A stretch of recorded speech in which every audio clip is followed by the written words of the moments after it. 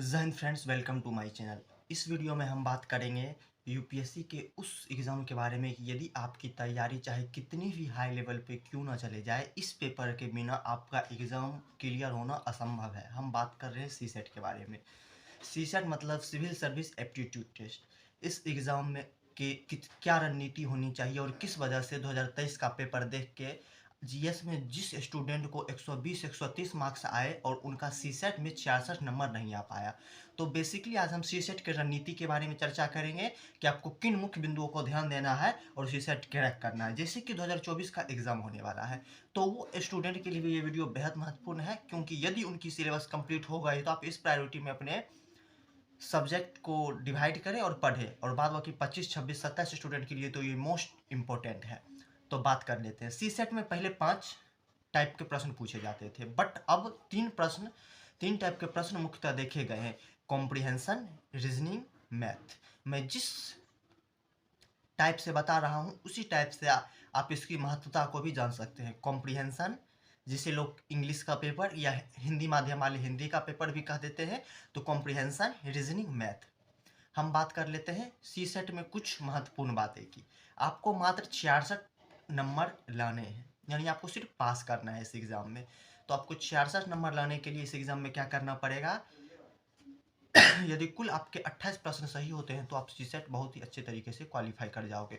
और उस 28 प्रश्न सही करने के लिए हमें कौन सी रणनीति अपनानी चाहिए? सीसेट में कुल कितने प्रश्न होते हैं? तो सीसेट में कुल 80 प्रश्न होते हैं। एक प्रश्न 2.5 मार्क्स के होते हैं, तो 80 दूना 60 और 2.5 मार्क्स का हो गया तो उधर 40, तो टोटल हो गए 200। हाँ, 200।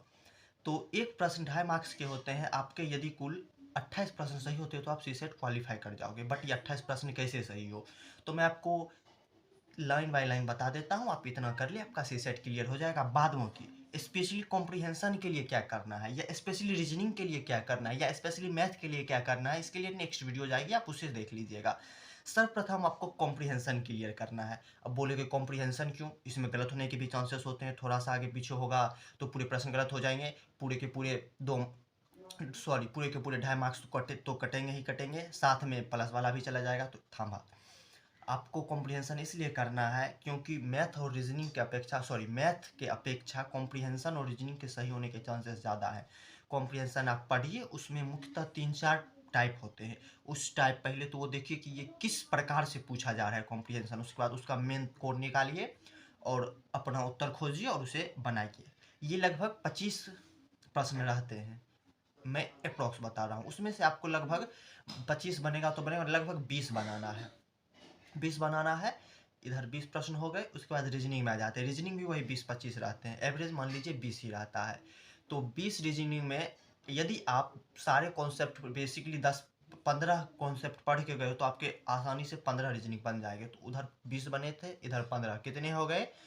20 10 30 5 35। उसके बाद मैथ, यदि आप नंबर सिस्टम भी पढ़ के सही से चले जाते हो और टाइम एंड डिस्टेंस उधर और कुछ नाव वाला प्रश्न और थोड़ा बहुत बेसिक देख लेते हो तो आपके मैथ के क्वेश्चन आसानी से 10 प्रश्न हल हो जाएंगे उधर 25-30 में से।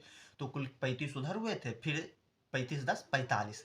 45 प्रश्न आपका सही होता है तो आपके कितने नंबर बने जानते हो? आप 45 को कीजिए 2.5 से गुना, 45 दूना 90 और इधर 22.5 नंबर, लगभग 90 100 110, लगभग 112 12.5 नंबर, यानी 112.50 आपका मार्क्स, यानी लगभग आप सीसेट क्वालिफाई कर गए। इतना मार्क्स आपका बन जाता है।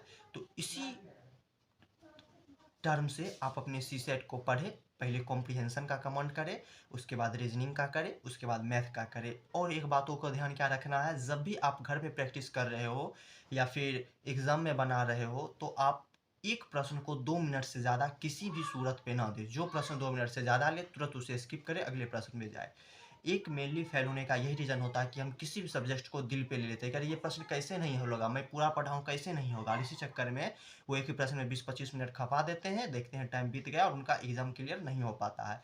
तो बेसिकली यही बातें थी कि आपको सॉरी कॉम्प्रिहेंशन, रीजनिंग, मैथ, इसी टर्म में प्रश्न को सॉल्व करने हैं एग्जाम में भी, या फिर रीजनिंग, कॉम्प्रिहेंशन, मैथ, और किसी भी सब्जेक्ट्स के किसी भी क्वेश्चन को दिल पे नहीं लेना है कि ये मुझसे कैसे नहीं सॉल्व होगा, होना पड़ेगा।